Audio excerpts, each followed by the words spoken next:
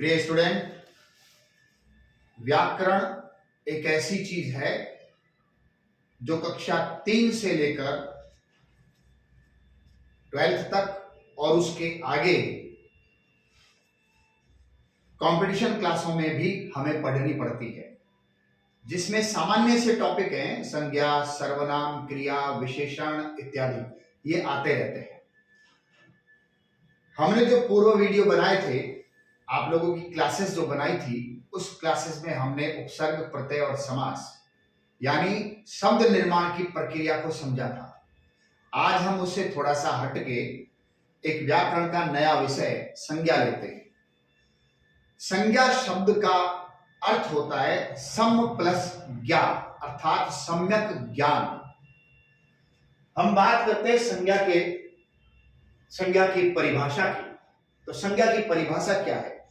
व्यक्ति, वस्तु या स्थान के नाम को संज्ञा कहते हैं। ये एक सिंपल सी परिभाषा है जो कई जगह आपको पढ़ने को मिल जाएगी, कई जगह सुनने को मिल जाएंगी।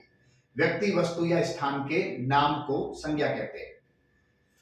तो हम जो परिभाषा व्याकरणिक तौर पर पढ़ेंगे वो है किसी व्यक्ति, वस्तु, गुण, भाव या किसी स्थिति का परिचय कराने वाले शब्द को संज्ञा कहते हैं। संज्ञा का एक पर्यायवाची शब्द भी है। संज्ञा का एक पर्यायवाची शब्द भी है, वो है नाम, यानी कि नाम को संज्ञा कहते हैं। तो किसी व्यक्ति का नाम आया तो वो भी संज्ञा होगी, किसी वस्तु का नाम आया तो वो भी संज्ञा होगी, किसी प्राणी का नाम आया तो वो भी संज्ञा कहलाएगी, और अगर किसी स्थान का नाम आया तो वो भी संज्ञा ही कहलाएगी। जरा देखें, संज्ञा के भेद होते हैं तीन प्रकार की संज्ञा होती है: व्यक्तिवाचक, जातिवाचक और भाववाचक। हम पहले बात करते हैं व्यक्तिवाचक संज्ञा की। व्यक्तिवाचक संज्ञा की परिभाषा है किसी विशेष व्यक्ति, विशेष वस्तु या किसी विशेष प्राणी या विशेष स्थान के नाम को व्यक्तिवाचक संज्ञा कहते हैं। हम इसका उदाहरण देखते हैं। किसी विशेष व्यक्ति के नाम देखिए, सीता, संतोष, प्रियंका। अब हम बात करते हैं वस्तु की। किसी विशेष वस्तु का नाम आ जाए तो वो भी संज्ञा के अंतर्गत आता है। जैसे रामायण है, विशेष वस्तु है; कुरान है, विशेष है; गीता है, विशेष है। इसी तरह से प्राणी का नाम आ जाए, विशेष प्राणी, जैसे ऐरावत। वैसे तो हाथी होता है, लेकिन ये ऐरावत हाथी जो है वो केवल और केवल इंद्र का है। इसी तरह से सोना है। वैसे तो सोना गोल्डन होता है, लेकिन सोना हिरणी का नाम भी है। महादेवी वर्मा ने अपने एक लेसन में, अपने एक संस्मरण में सोना नाम की हिरणी का जिक्र किया है। तीसरा है गिल्लू। गिल्लू एक गिलहरी है। महादेवी वर्मा ने, आपके चैप्टर में भी है, महादेवी वर्मा ने गिल्लू उसका नाम रखा है। तो विशेष प्राणी का नाम हो गया। फिर बात आता है किसी विशेष स्थान के नाम को भी संज्ञा ही कहा जाता है। और विशेष स्थान क्या है? जैसे दिल्ली, अमेरिका, भारत, चेन्नई इत्यादि। तो ये बात होती है हमारे यहां पर संज्ञा, और उसमें भी व्यक्तिवाचक संज्ञा की। अब बात करते हैं अपन जातिवाचक संज्ञा की।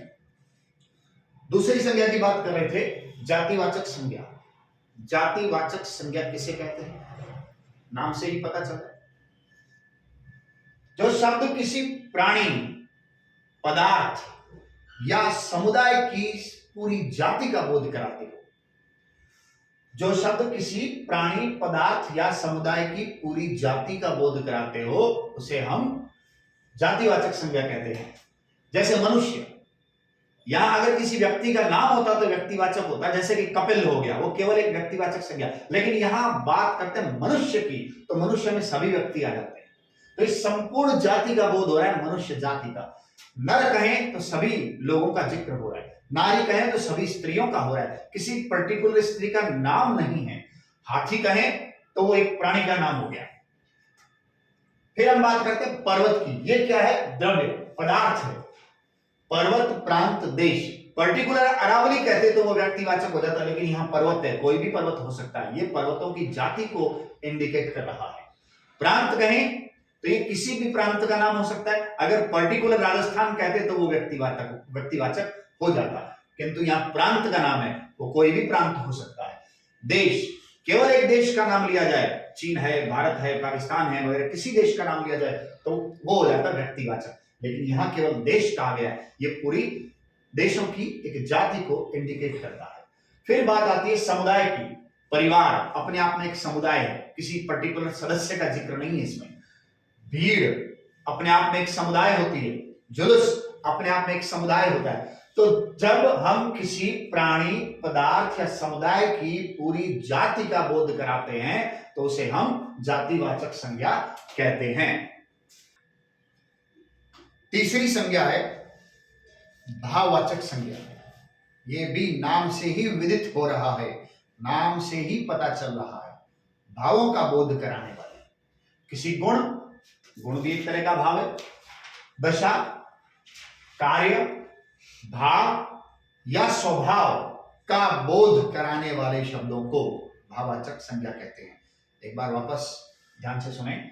किसी गुण, दशा, कार्य, भाव या स्वभाव, किसी गुण, दशा, कार्य, भाव या स्वभाव का बोध कराने वाले शब्दों को भाववाचक संज्ञा कहते हैं। जरा देखिए गुण क्या हो सकते हैं। चौड़ाई अपने आप में एक गुण है, लंबाई गुण है, सुंदरता गुण है।